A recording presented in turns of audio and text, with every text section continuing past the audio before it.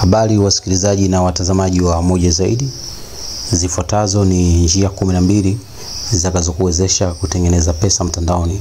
Najua umesikia wakati mwingi watu wakisema wanatengeneza pesa mtandaoni. Lakini leo nitakupa njia 12 ambazo ukitumia muda wako kuzifuatilia hakika utatengeneza pesa. Narudia, ukitumia muda wako kuzifuatilia hakika utatengeneza pesa. Ongozana nami. Njia ya kwanza ni ya kutumia Google AdSense.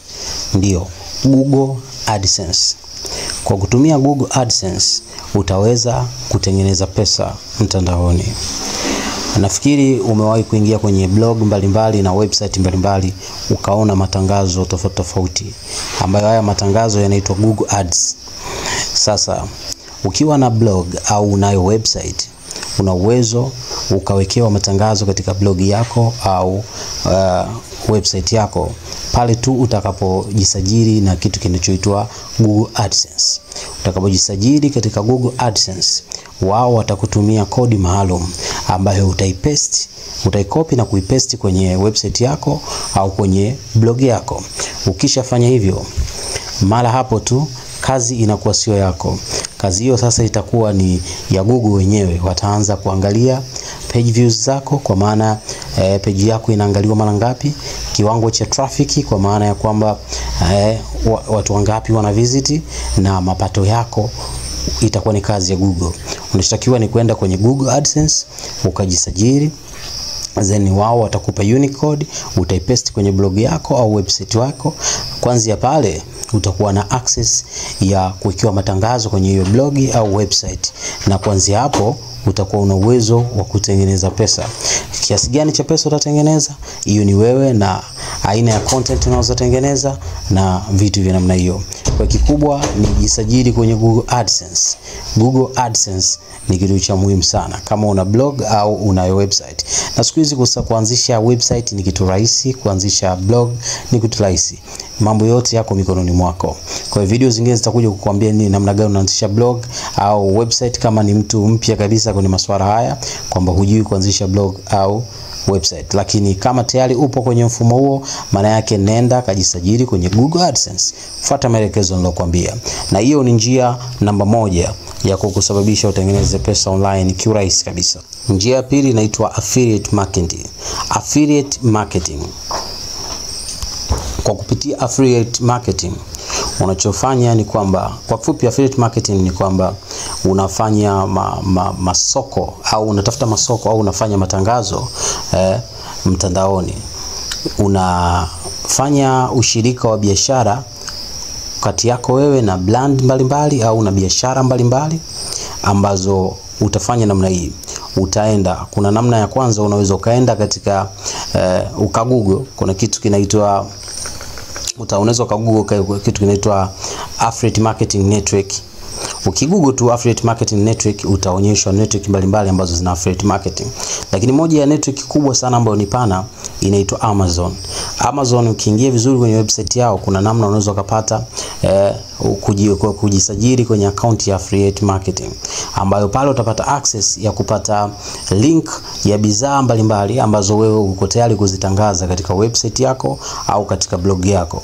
Hivyo utachukua link hiyo utaipaste kwenye website yako, kwenye blog yako, au wakati mwingine unaweza ukapaste hiyo link hata kama una YouTube channel ukapaste pale kwenye description ile link. Sasa wale audience wako watakapokuwa wanapita, wakiklik ile linki, wakienda wakanunua au wakaenda wakapata huduma zile ambazo wewe umeweka hizo affiliate marketing link zako, wenyewe wanakuwa na uwezo wa kukurudishia wewe some amount. Kwa sababu mfano mtu amenunua, kuna asilimia unapata.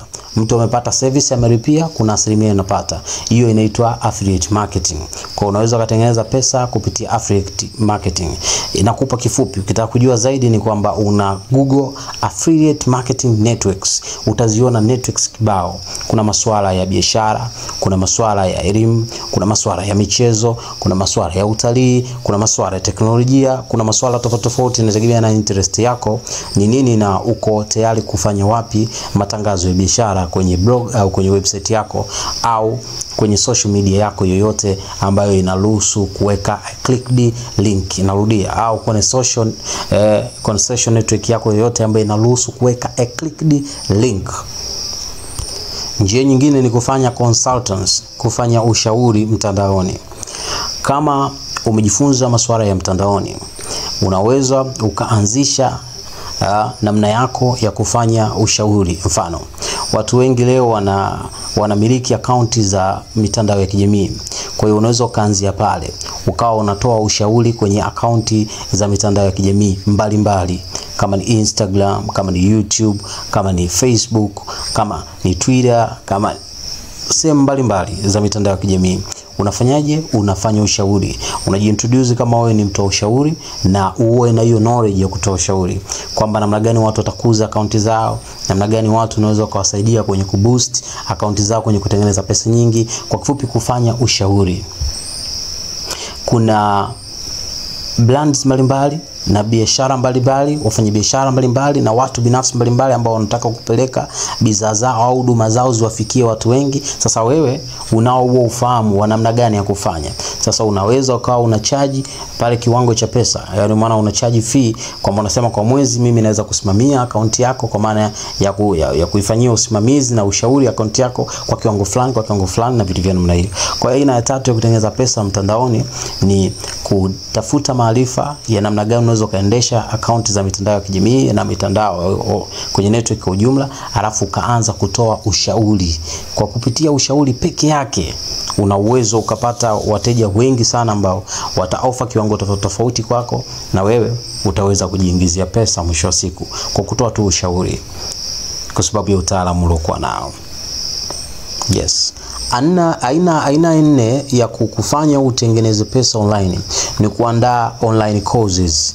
Yani kama una ujuzi fulani au una ufahamu fulani ambao unajua unao vizuri, unaweza ukautoa kuwafundisha watu wengine. Unaweza ukaingia kwenye platform inayoitwa teachable.com. Hiyo website ukiingia unajisajili, unakuwa na account. Maana yake ukishaandaa kozi yako, inategemea na unavyoiandaa, kwa jinsi ambavyo umejiandaa, unaiweka pale, inakuwa ina link. Watu wakiingia wako interested na kozi ambayo wewe umeiweka, yani kwa maana ya mafunzo ambayo umeyaweka, watu wanaangalia au wanajifunza au wana join class ya kujifunza hayo mafunzo ambayo umeyaweka. Moja kwa moja hawa watu watakuwa wanachajiwa some amount of money, kiwango fulani cha pesa wanakuwa charged, ambacho katika kiwango ambacho wanakuwa charged kuna amount itakatwa itaenda kwenye network, kuna amount itakuja kwako kutokana na wewe unavyoseti. Kwa kifupi, inabidi uwe na ufahamu, uwe na kozi yako umeiandaa vizuri, na hakikisha hiyo kozi ambayo ina interest na watu. Sana masuala haya ambayo tunayafundisha sasa hivi, kwa sababu mitandao ya kijamii imekuwa ndio kitu kikubwa. Unaweza kutengeneza kozi yako ambayo iko vizuri, inawaendea watu na watu wanaweza kuielewa zaidi. Kwa hiyo unaandaa kozi, unaingia teachable.com, unajisajili, unafuata taratibu zao pale, then unaweka kozi yako. Hata unaweza kawa umesahau kwa wapi, kumbe watu wanasoma, mwisho wa siku pesa inaingia kwenye wallet yako. Kwa hiyo kuandaa online courses ni moja ya njia rahisi sana pia kutengeneza pesa. Nakupa hints, lakini kwa muda wako najua utafuatilia. Njia nyingine ya kutengeneza pesa online ambayo ni njia ya tano ni kutumia podcast. Unajisajili kwenye podcast, na ukishajisajili unatafuta unatafuta niche yako, kwa maana aina ya podcast unayotaka kuifanya. Ukishatafuta aina, unakuwa specific. Vizuri uwe specific. Ukishakuwa specific kwenye aina ya podcast unataka kuifanya, then una grow audience, unatengeneza audience inayokufuata. Baada ya hapo unatafuta namna nzuri ya kutengeneza pesa na kujiunganisha na sponsors, kwa sababu kwenye podcast almost kila kitu waga kinakuwa kama ni bure, kwa sababu au kama kuna gharama basi inakuwa ni gharama ndogo sana. Lakini ukiwa umeweza kuwa serious kwenye niche ambayo inaeleweka, ukagrow audience vizuri, una uwezo wa kutafuta namna ya kutengeneza pesa kupitia sponsors. Kwa sababu sponsors wako pale. Wako watu ambao wako tayari, watakwambia kabla ya podcast yako dakika 2 au 3 au sekunde 10 au 20, tunataka ucheze video yetu ambayo ina tangazo la biashara 1 2 3. Kwa hiyo unachotakiwa kwenye podcast ni kuhakikisha uko specific na umeandaa na umeandaa vizuri content zako, lakini pia umetengeneza vizuri audience yako, lakini pia kutoka hapo uwe mzuri, uwe umeandika, uwe unaandika vizuri podcast yako, au una record vizuri podcast, na uwe unafanya editing vizuri ya podcast yako. Kuanzia hapo, japokuwa inaonekana ni njia ambayo katika njia zote nilizozitaja, njia hii kidogo inakuwa kama inachelewa hivi, lakini ni njia ambayo nikikuahidi au nikikwambia ukweli, kama una audience ya kutosha, ni moja ya njia ambayo unaweza kutengeneza mpunga mrefu sana kutumia podcast online. Kwa hiyo ni moja ya njia ya kutengeneza pesa online. Hiyo ni njia ya 5. Kumbuka tunaendelea mbele, bado njia zingine za kutosha kama zifuatavyo. Njia ya 6